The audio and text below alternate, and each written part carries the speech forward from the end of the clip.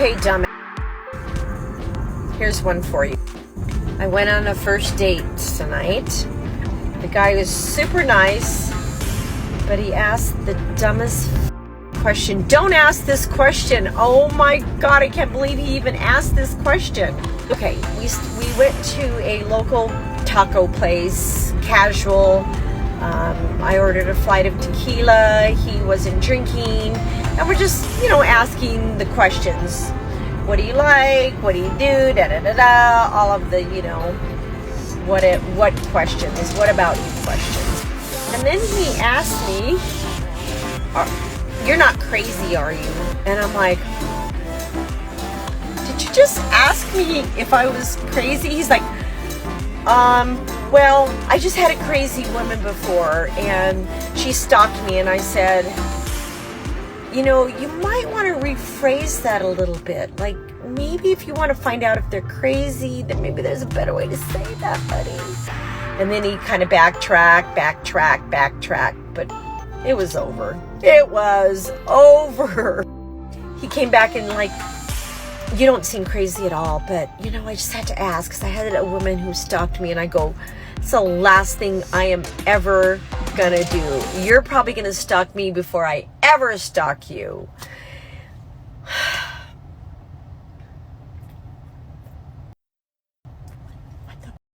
Yep, this queen is clearly not cray-cray. No, she is just a combination of delusional, entitled, a narcissist, and decades post-wall, but not a member of the funny farm. Now, for as much as women can say she is beautiful and shouldn't settle, queens, let me just say it. If you need to use lube on the regular because your personal female well is far beyond menopause dry, you need to be grateful any man is willing to dry pump that at the risk of blistering or maybe even starting a fire. If it only took one question from that man to make her decide he was out, this only proves that these beta imp chumps are a big part of the problem when they decide to buy fancy dinners for the geriatric femme crowd who may or may not have a Xanax prescription. I mean, come on there, my elder post-wall dating queen. You discard the guy for a single question that clearly comes from a place of past bad experiences, while at the same time not acknowledging that you probably have a laundry list of issues since it hasn't dawned on you the main subject of your videos is that you are spending the years that should have been for enjoying your grandkids with your lifelong husband on actually riding the carousel of men who can't get young women, i.e., they are settling for your mashed up roast beef. Maybe there is more to the story and he had other issues, but chances are, so does this gem of a spinster. It also amazes me how these empty egg cartons don't realize that putting their business on blast for the world to see in these videos makes them even less desirable. I mean, imagine having this old bag putting all of your business out there as if your life was some random telenovela. Oh wait, you don't have to imagine. No.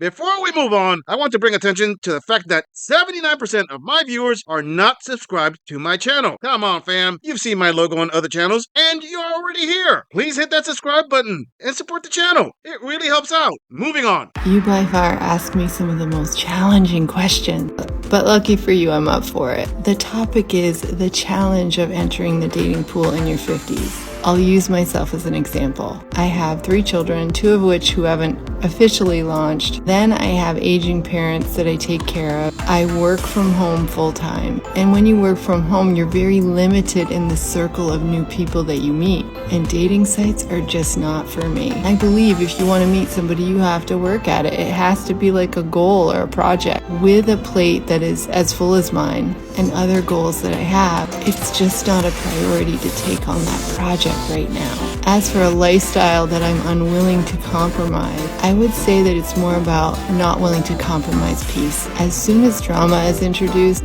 it's a hard no for me. I would rather be at peace and be single.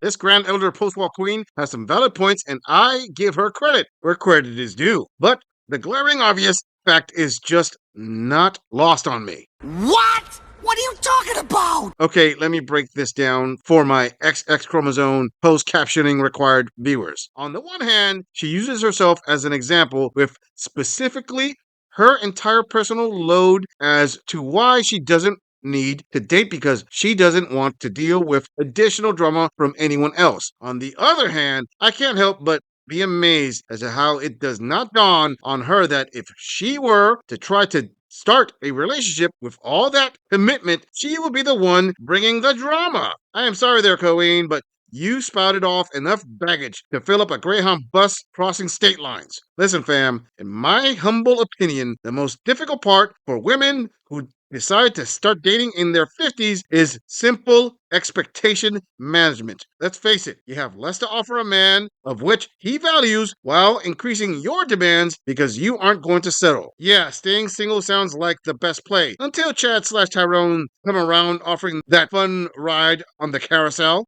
No. Moving on. Okay, so we can talk about dating. My husband almost 2 years ago, and I dated a little bit here and there, and it's changed a lot. I am not enjoying it. It's not fun, but I also am finding that maybe I don't want to bother with all of the hassle that comes with dating. I mean, just having to answer to somebody. I kind of like living my own life. So that's something I have to come to terms with. If I am going to date somebody, it's going to be somebody, they have to be fantastic, that accepts every little flaw about me. And if somebody is like that, I guess I can accept flaws about others. But Okay, if you've been watching my content for more than 5 minutes, you already know that I give widows a lot of passes. This queen did not ask to be back in the dating market. She was thrown back in. Now, the best advice I can give any widow out there who is traversing the waters of modern dating is to find a widower. She said it herself. She wants someone to accept her flaws and all. Well, find a man who more than likely is in similar pain as you and can relate to the loss. I'm not saying this would be some kind of replacement for therapy, but it can probably have better potential of working out in the long run. Listen, ladies, you may think this gorilla is a misogynist, but sometimes I have my moments of not being a total jerk. That said, if you put in for divorce to run back on the carousel after years of being married, tough cookie, sweetie. There really aren't any tears here for you. it's going to be hard to find. I went on some dating sites and not really too much luck. I mean, I don't like to deal with judgmental people. I don't know. I guess we all judge a little bit, especially when we're somebody we're going to date. But yes, I would really very much like to be attracted to them. That's a big thing. And trying to find a man in their 60s that I am attracted to, that's a whole different story. I'm attracted to like the 30 and 40-year-olds, but would I date one of those? No. But yeah, I mean, it would be nice to have somebody to share my life with, somebody that we can do things together. But I don't know. Maybe I just could not live with a man anymore. I don't know. And as it happens sometimes, some of these widows burn up the passes I give them, like this Jim did. Starting off saying things that usually will insinuate she is a...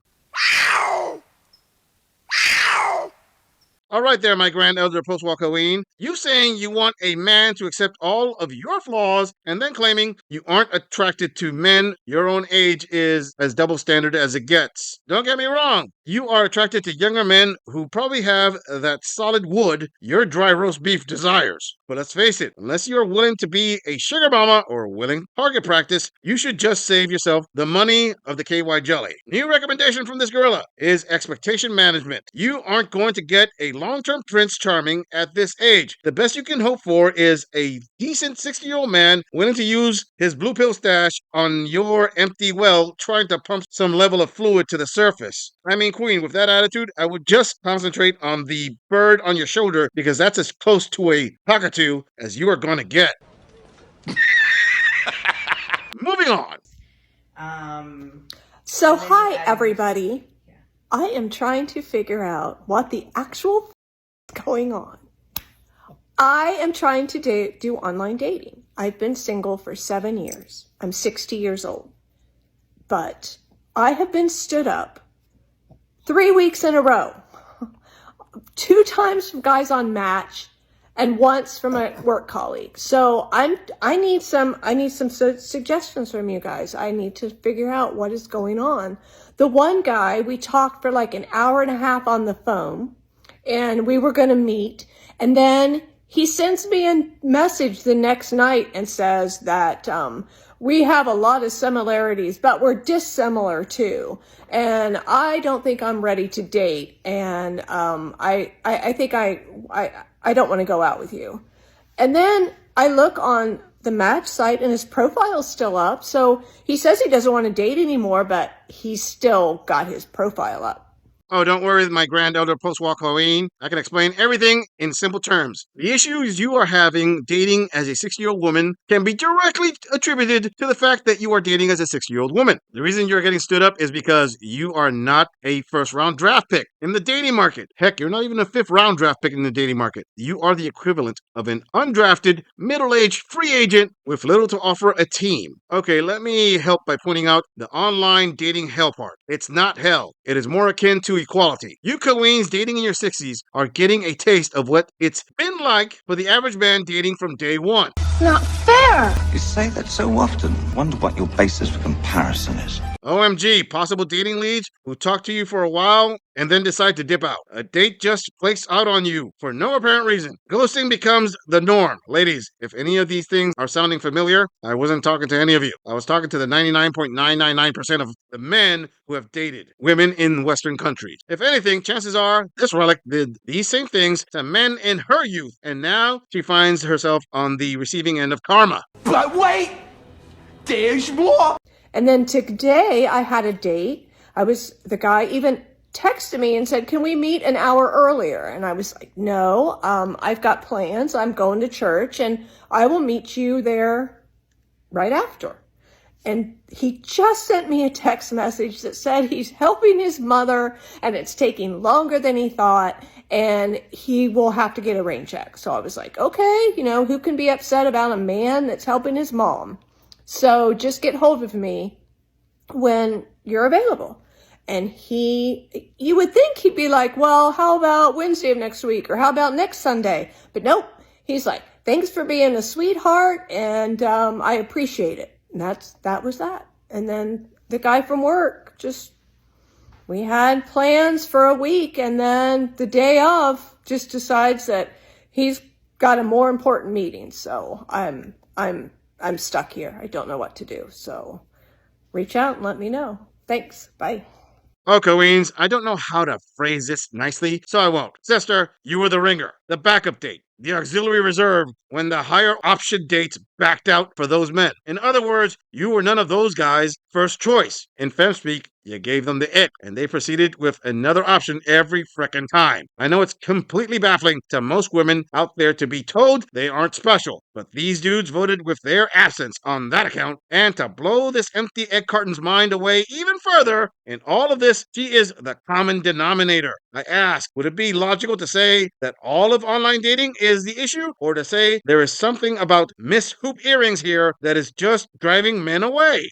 Are you pondering what I'm pondering? Well, it can be expected for her to get advice from the sisterhood that would probably say all those men were dusties and they didn't deserve such a beautiful woman as her. She doesn't need to settle. The only problem is when you are those many decades post-wall, as this queen, you really can't afford to take that self-defeating femme logic too seriously. What am I saying? Go out there and slay, queen! I'm just saying, if you enjoy this audit, click on the video in the end screen for more content. If you would like to support the channel, please follow the link in the description to donate to our beer fund, or like, subscribe, and share this video on other social media platforms. If you agree or disagree with anything about this audit, please let us know in the comments. I'm going to leave this audit right here. I'll see all of you in the next episode.